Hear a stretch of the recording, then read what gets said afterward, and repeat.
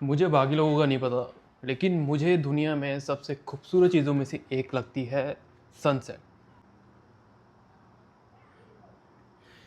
थोड़ा क्लाउडी है, usually view यहाँ से बहुत अच्छा दिखता है, बट आज थोड़ा सा क्लाउडी है, but still it looks beautiful in my opinion.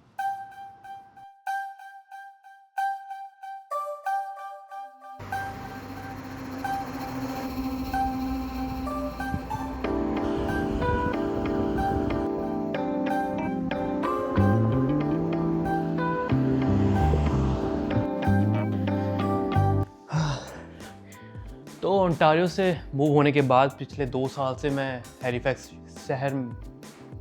शहर में रह रहा हूँ। ये सबसे बड़ा शहर है प्रोविंस नोवा स्कोशिया का। ओंटारियो में मेरे पास जॉब थी और बड़ा भाई भी है वहाँ पर। इन शॉर्ट सारी सहूलियत है वहाँ पर मेरे पास। फिर भी मुझे इतनी दूर मूव होने की ज़रूरत क्यों पड़ी? ऑब्वियसली मेरे मूव होने की वजह सिर्फ एक ही थी, पीआर। तो इस कहानी को ना ज़रा शुरू से स्टार्ट करते हैं।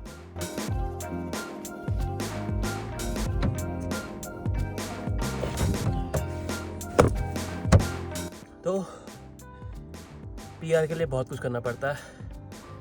तो कुछ इस तरह से मेरी पीआर का प्रोसेस शुरू हुआ था। मुंह सूखा हुआ है, बहुत भारी सामान है। सो तैयारी हो गई है, अब निकलने लगा हूँ मैं घर से। तो अभी भी थोड़ा सामान बिखरा हुआ है क्योंकि भाई अभी यहीं है। तो जब भाई इंडिया जाएगा, इंडिया जाने से पहले वो सब सफाई वफाई करके कैसे बेसमेंट को खाली करके चले जाएगा। और मैं नोवा स्कोशिया। आसान है घर छोड़ना? नहीं। इंडिया से यहाँ छोड़ के आया, अब यहाँ से आगे जाना है। क्यों? क्योंकि ग्रोथ देखनी लाइफ में, कंफर्ट जोन में नहीं रहना। तो ग्रोथ के लिए घर छोड़ना पड़ता है, चाहे वो 1 हो या 2, आगे बढ़ते रहना पड़ता है। मैं चाहता हूँ छोड़ना? नहीं, मैं नहीं चाहता। वहाँ पर अकेले, ना कोई दोस्त, ना कोई जान पहचान, एकदम ज़ीरो से शुरू करना है मुझे फिर से।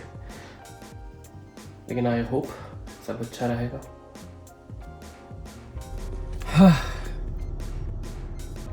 तो कुछ इस तरह अब हम तैयार हो चुके हैं अपने लंबे सफ़र के लिए।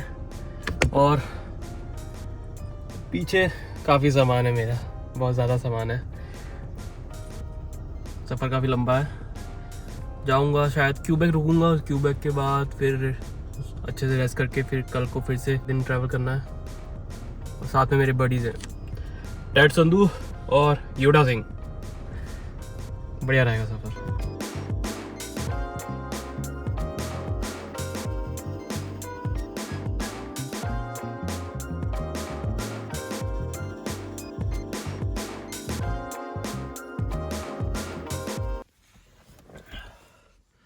तो अभी मैं पहुंच गया हूँ क्यूबेक।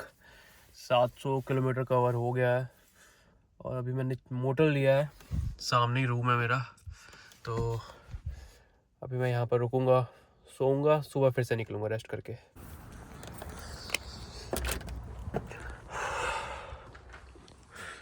चलो जी, छोटा सा रूम टूर देते हैं आपको।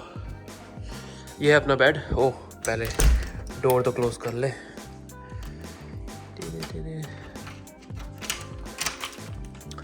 और ये अपना सिंहासन।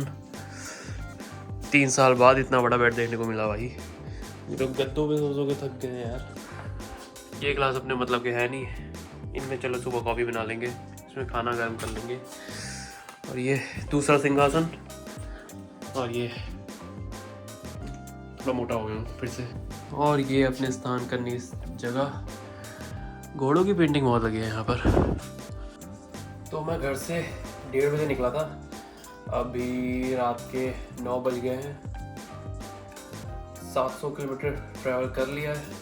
कल भी सारा दिन ही ट्रैवल करता रहूँगा। थक गया हूँ थोड़ा सा क्योंकि 3-4 दिनों से भागा दौड़ी ही चल रही है। अभी 7-8 घंटे सोता हूँ।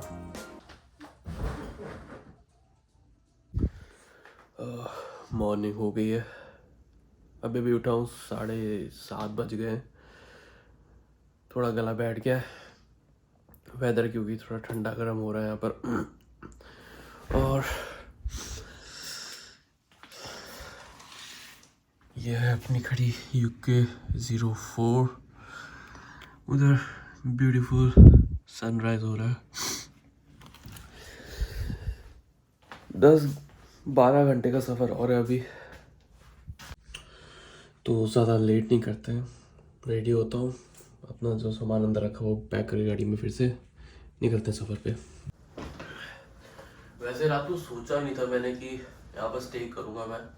मैं सोच रहा था कि 13-14 घंटे करीब चला ही लूँ गाड़ी।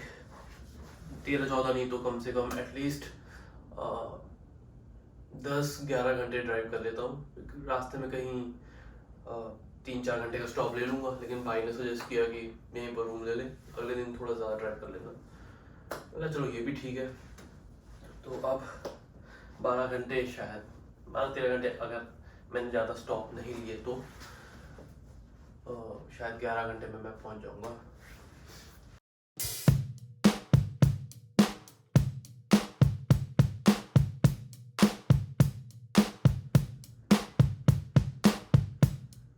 तो निकलने की तैयारी हो चुकी है। अब रूम की कंडीशन कुछ इस तरह है, इतनी बेकार भी नहीं है, बस थोड़ा बेड ही बिक रहा है क्योंकि अच्छे से फैल के सोया हूँ मैं। अपना पन्ना, अपनी कीज, फ्रिज देख लेते हैं। फ्रिज में तो नहीं रखा हमने, कुछ खाली है। चलो इधर तो क्या ही रखना हमने। चलो जी चलते हैं, रूम को लॉक कर देते हैं। लॉक करके चाबी रिसेप्शन पे सबमिट कर देते हैं। निकल जा। ओहो, अरे लॉक बहुत कॉम्प्लिकेटेड है यार, ये अंदर से बंद कर देते हैं। हाँ जी, हो गया। तो चाबी रिसेप्शन पे दे दी है। तो ये कुछ इस तरह के मोटल्स हैं यहाँ पर, काफ़ी अच्छे रूम है, सही प्राइस पे है। लाइक 150-160 में वीकेंड्स पे मिलते हैं और वीकडेज पे तो और कम होते हैं। और वो लास्ट में था अपना रूम 214। ये है अपनी दद्दी। सफ़र हम शुरू करने वाले हैं अपना ऑलमोस्ट 8:30 बजे। होप करते हैं कि रात के 10 बजे से पहले या 10 बजे तक एटलीस्ट पहुंच जाए वहाँ पर। Let's go.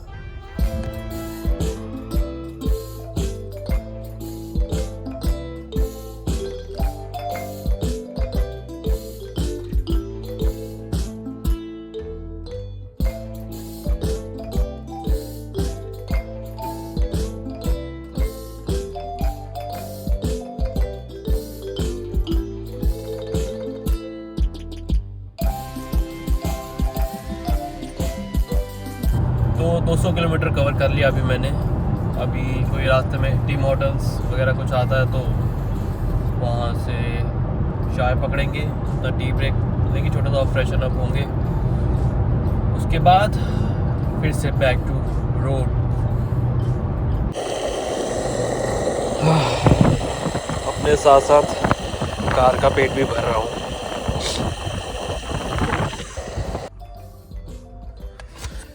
प्लान ये था कि चाय पीऊँगा, लेकिन भूख लग रही थी क्योंकि कल से मैंने कोई प्रॉपर मील नहीं ली थी। तो अभी सबवे ले लिया है, बिग वेजी है तो स्वाद, पर इन लोगों ने फीलिंग अच्छी नहीं की, सब बिखर जा रहा है, तो खाने में थोड़ा टफ हो रहा है। फिलहाल क्यूबेक में हूँ। दिक्कत यहाँ पर यह है कि ये लोग इंग्लिश नहीं बोलते, फ्रेंच बोलते हैं। तो शुरुआत में थोड़ा इशारों में ही बात होती है। लाइक कुछ जगह पे वो इंग्लिश में आ जाते हैं, लेकिन कुछ जगह पे ढीठ होते हैं, कहते हैं हम फ्रेंच ही बोलेंगे, तुम जो मर्जी बोलो।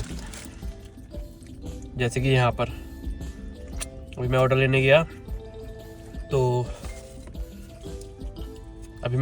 गया तो खड़ी हुई चेहरे देख रही, फ्रेंच में बोले जा रही है। मेरे को समझ नहीं आया क्या बोल रही है। फिर मैंने फ़ोन से अपनी वो दिखाया, ऑर्डर नंबर ये वो, मैं यही है ना, ये कहती है सी पता नहीं कैसा कुछ। मैं ठीक है, मैं ले आया। फिर खैर रास्ते में मिलते हैं।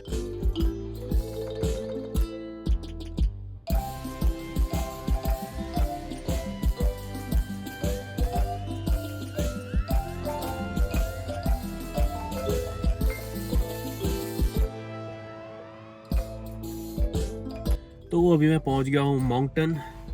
शाम के 6:30 बज रहे हैं अभी। 2-3 घंटे का रास्ता और है। नींद आ रही थी तो चाय ले आया अपने लिए, साथ में थोड़ा बहुत कुछ बिस्किट्स वगैरह खा लेते हैं। और ये पहले की तरह बैठे हुए हैं। सो एज एक्सपेक्टेड पहुँचते पहुँचते रात हो ही गई। तो जहाँ पर मैं रुकने वाला था वो है मेरे बड़े भाई के दोस्त। ना मैं उन्हें जानता हूँ ना वो मुझे जानते हैं। और ये है वो प्लेस जहाँ पर मैं अगले कुछ दिन बिताने वाला हूँ, क्योंकि मेरा रेंट सिस्टम 1 तारीख से स्टार्ट होगा जहाँ पर मैंने रूम लिया है। और ये है मेरा रूम जो कि मुझे दिया है कुछ दिनों के लिए as a guest. It's fall season, so कुछ इस तरह का है बैकयार्ड का व्यू।